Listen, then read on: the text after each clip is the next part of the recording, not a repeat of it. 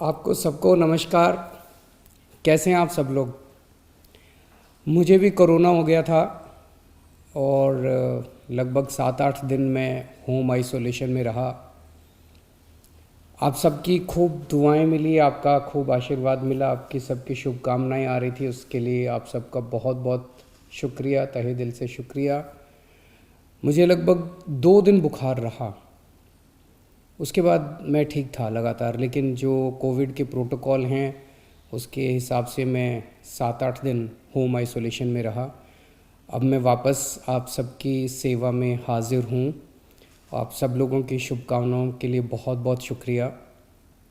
लेकिन दिल्ली में जो कोरोना की रफ़्तार बहुत ज़्यादा तेज़ी से बढ़ रही है, उसको लेके मैं हमेशा से चिंतित था। हालांकि मैं होम आइसोलेशन में था, लेकिन फ़ोन के ऊपर मैं लगातार अपने सभी ऑफिसर्स से, चीफ सेक्रेटरी साहब से, हेल्थ मिनिस्टर से, सबसे लगातार संपर्क में था। जो इंतज़ाम किए जा रहे हैं और जिस तरह से कोरोना की स्पीड बढ़ रही है उसके ऊपर मैं नज़र रखे हुए था। दिल्ली के अंदर जो कोरोना की, पूरे देश में कोरोना बहुत तेज़ी से बढ़ रहा है, दिल्ली में भी बहुत तेज़ी से बढ़ रहा है। रफ़्तार बहुत ज़्यादा तेज़ है। मैं देख रहा था कि कल वाला जो हेल्थ बुलेटिन था उसमें लगभग 20,000 के करीब केसेस आए थे, और आज शाम को जो हेल्थ बुलेटिन आएगा उसमें लगभग 22,000 केसेस, पिछले 24 घंटे के 22,000 केसेस आएंगे। तो डेली बहुत तेज़ी से केसेस बढ़ रहे हैं, जिसको जो एक चिंता का विषय तो है, लेकिन जैसे मैंने पहले भी बोला था, घबराने की बात नहीं है। जब मैं बोल रहा हूँ घबराने की बात नहीं है, तो मैं सारा डेटा एनालाइज करके बोल रहा हूँ। पिछली जो वेव आई थी अप्रैल मई में, उसमें 7 मई को इतने ही डेली केसेस आते थे, 20,000 के करीब। जैसे अभी 20,000 केसेस आए, कल 20,000 cases per day daily cases आए। 7 मई को भी 20,000 केसेस आए थे पिछली वेव में, लेकिन 7 मई को 341 मौतें हुई थी। 341 मौतें। लेकिन कल जब 20,000 केसेस आए हैं तो 7 मौत हुई हैं। एक भी नहीं होनी चाहिए, लेकिन कंपैरिजन में केवल 7 मौत हुई हैं। 7 मई को जब 20,000 केसेस आए थे तो लगभग 20,000 बेड्स दिल्ली में भरे हुए थे, लेकिन कल जब 20,000 केसेस आए हैं तो लगभग 1,500 बेड केवल दिल्ली में भरे हुए हैं। तो उस तरह से इस वेव के दौरान डेथ भी काफ़ी कम हो रही हैं और लोगों को अस्पताल जाने की भी काफ़ी कम ज़रूरत पड़ रही है। ये डेटा मैंने आपको इसलिए नहीं बताया कि इसलिए अब हम मास्क पहनना बंद कर देंगे और गैर जिम्मेदार हो जाएंगे।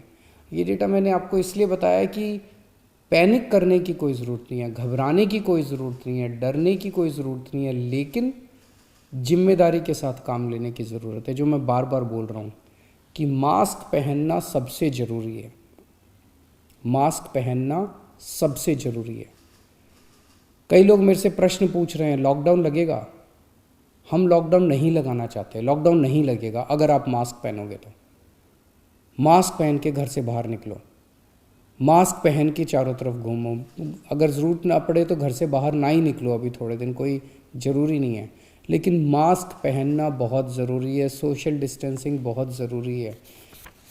हम लॉकडाउन नहीं लगाना चाहते, फ़िलहाल लॉकडाउन लगाने की कोई हमारी मंशा नहीं है, और हम चाहते हैं कि जल्दी से जल्दी ये वेव ख़त्म हो, और कोशिश हमारी है कि कम से कम रिस्ट्रिक्शंस हम लोग लगाएं, ताकि लोगों के रोज़ी रोटी चलती रहे, लोगों के रोज़गार चलते रहें। एलजी साहब और मैं दोनों मिलके पूरी सिचुएशन को लगातार हम लोग नज़र रखे हुए हैं। कल हमारी डीडीएमए की दोबारा मीटिंग है, उस मीटिंग में एक्सपर्ट्स के साथ फिर से हम रिव्यू करेंगे सिचुएशन को कि क्या और करने की ज़रूरत है, नहीं है। केंद्र सरकार से लगातार हम लोग संपर्क में हैं, केंद्र सरकार से भी हमें पूरा सहयोग मिल रहा है। तो सब लोग मिलके, मैं, एलजी साहब, हमारे सारे ऑफिसर्स, केंद्र सरकार, सब लोग मिलके सिचुएशन के ऊपर नज़र रखे हुए हैं और सिचुएशन को कंट्रोल किए हुए हैं। पहले भी हम सब दिल्ली वासियों ने मिलके कोरोना की इतनी बड़ी इतनी ख़तरनाक लहर थी जो अप्रैल वाली थी, उसको हमने पार पा लिया, तो इस लहर को भी हम लोग पार पा लेंगे।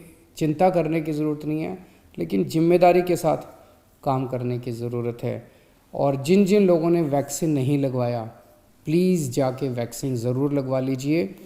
वैक्सीन लगाने से मतलब ये नहीं है कि कोरोना नहीं होगा, लेकिन कोरोना अगर हुआ तो आपको कम माइल्ड कोरोना होगा, आपकी जान को खतरा नहीं होगा, आपको अस्पताल हो सकता है जाने की ज़रूरत ना पड़े।